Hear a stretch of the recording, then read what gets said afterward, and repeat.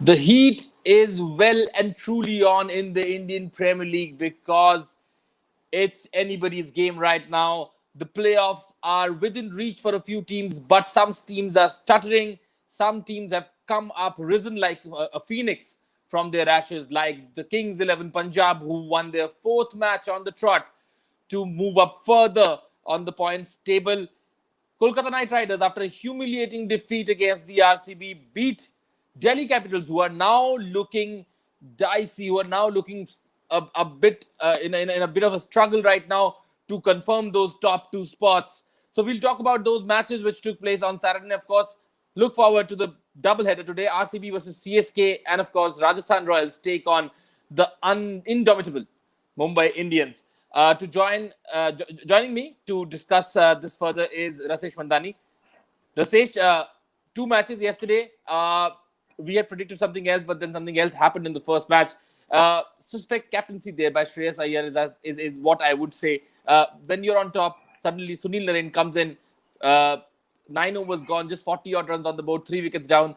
You would like to continue with your pace bowlers because Sunil Narine struggles against pace bowling, but he introduced Ashwin and the match changed forever from there on.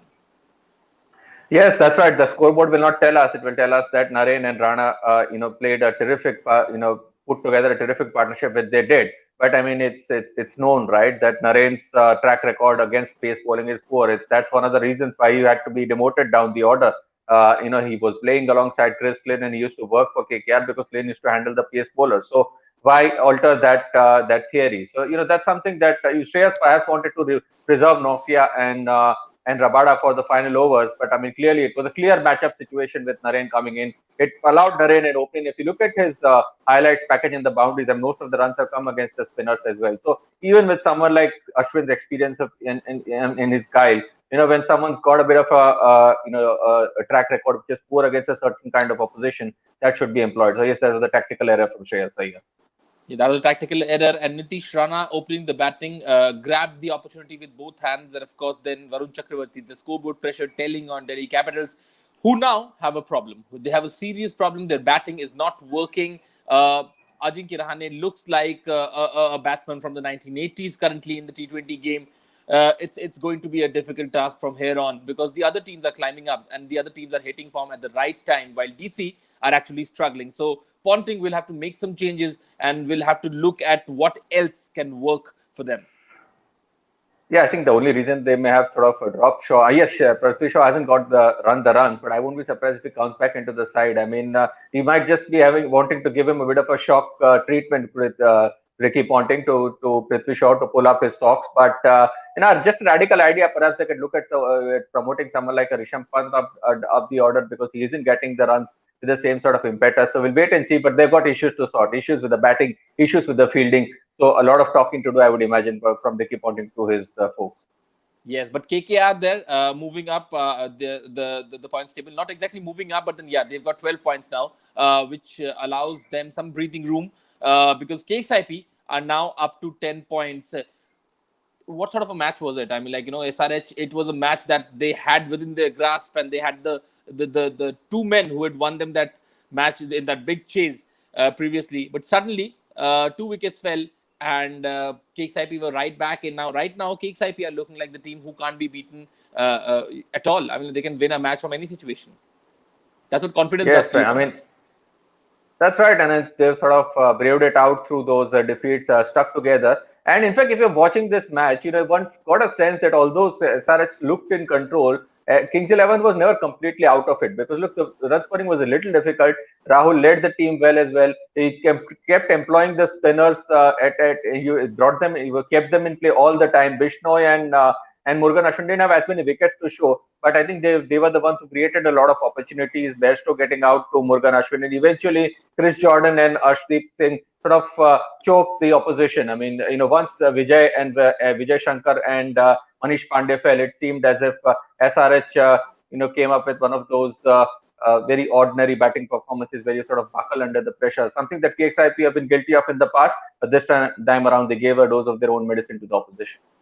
Yeah, and it'll be a little sad for SRH because they had someone like Jason Holder, whom you can really bank upon in such situations. You can bank upon. He's an international player, he's an international captain. Rashid Khan is no mark with the bat. So these are players who can bat, but they really let the team down. And SRH finding it very difficult to stitch together victories on the trot. And that is the reason why they find themselves in such a situation where they might not have performed really badly, but then, they have been a mediocre team, and it shows in the results. So it's 14 and 14 for RCB and DC and Mumbai Indians at the top. Mumbai Indians have a chance to go up to 16 today, and so does RCB. And then there's KKR and KXIP. So, any predictions you would want to make right now before we start talking about the upcoming matches? Who goes through? No, my dark horse remains Kings XI Punjab to edge, to sort of sneak that fourth position in. So we'll wait and see if that turns up, if that actually happens. But I think Delhi Capitals will have to be a little careful as well. I mean, they better not go down that slippery slope. Yeah, because they're just they're struggling with performances at the moment, which is all the more worrying. Forget their points table. Yes, because 5 matches, 3 lost, and several other victories have come wherein just one performance took them through. So it's not that they've had a great season where they have been unbeatable. So we'll talk about these teams later on. Let's move into the first segment there in battle, where we talk about the 2 matches coming up: RCB versus CSK. CSK are down and out, but wouldn't mind inflicting some pain on old rivals. MS Dhoni wouldn't mind seeing Virat Kohli in a little bit of a distress today. He wouldn't mind for his own sake. I mean, the way his team has performed, he has to take a lot of the blame because it's decision making, lack of basically results. I mean, not with his bat, not with his captaincy hat on. So yes, I mean, MS Dhoni's got all the reasons to try and find some momentum going into the next season. I think that is which everyone who enjoys watching CSK do well will be focused upon. But RCB got everything to play for. Look, with the race for the playoffs getting so tense, business end of the tournament, you don't want to slip up. They're doing well, and it might actually now come down to those teams who are actually able to get the best results against CSK, which is an opposition which is looking down. So not just try and win big if they can. A match, and in any case, I mean, it's a rivalry all the same. So something to look forward to for the fans on a Sunday afternoon. Yes, and remember, RCB are on 14 points. So if they win, they go up to 16, which takes them to the top of the points table for the first time in this league. And now it's a reality. RCB can clearly hope to finish in the top 2, which will give them again that crucial 2 shots at the final. So everybody would want that, and RCB has a great opportunity today. The second match of the day would be Rajasthan Royals versus Mumbai Indians. Rajasthan Royals still have some hopes of making it through, but then if there's an upset here, if they beat Mumbai Indians, then it will spice up the qualification race even more, and that's what we would want, perhaps.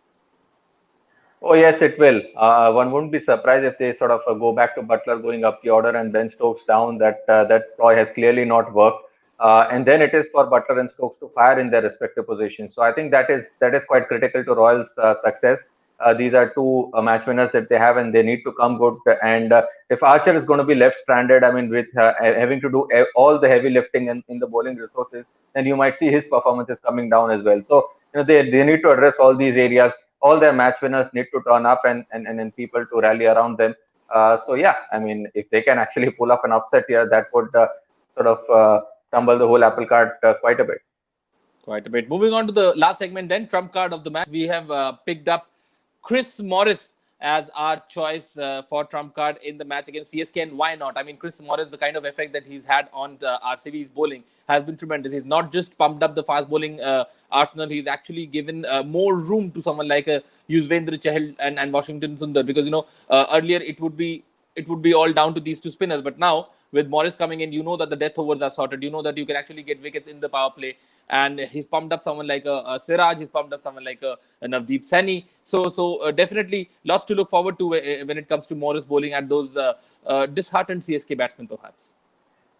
That's right, and CSK's top order is a bit vulnerable as well against team bowling like Trent Bolt and Jasprit Bumrah showed in the previous match. So I wouldn't be surprised if they still continue with investing in the youngsters. I mean, we know what Watson's made of, so might as well continue investing in youth. So with the youngsters slightly short of confidence, the seamers of RCB might be in business, the likes of Morris, Saini, and Siraj. So we picked Morris as being the standout bowler in the pack, so he would fancy his chances today.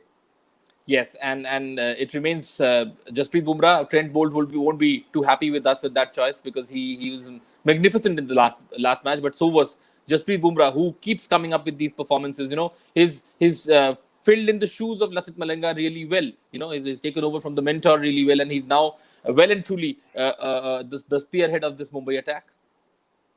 Yes, and he's sort of warming up very well now. He's sort of nailing in those Yorkers with a lot more accuracy now. He's certainly warmed up to the task now, so he will get even more dangerous as the crucial matches come up. So yeah, I mean, we're looking for Bumrah to come up with one of his terrific performances. So you know, RR for that reason have got their task cut out, and all the more reason for their big men to turn up today, because otherwise, Mumbai Indians is a relentless side.